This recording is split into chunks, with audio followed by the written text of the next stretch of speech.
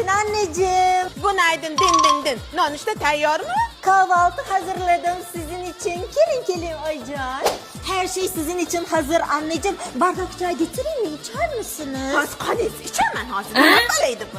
Bu dovchami bu? Turklar zaytun yeyishadi ertalabdan. Uyimizda zaytun qolmagan ekan, o'shanga dovcha qo'ydim. Dovchayi bu ana burchakka direktor qilmoqchimisiz? Ay karis kelinim. Sizda nima ovqat?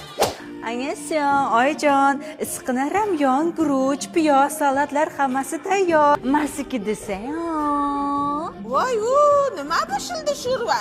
Ertalabdan kim piyoz yeydi? Sizlar yeydi Aycan.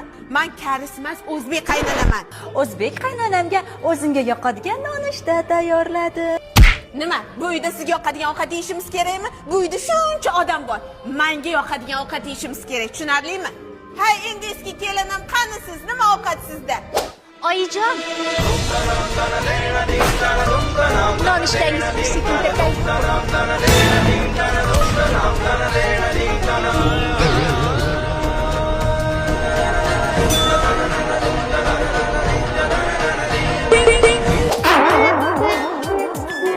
Ko'rdingizmi Ayjon? Qadrimga yeting. Mani ovqatim mazali edi.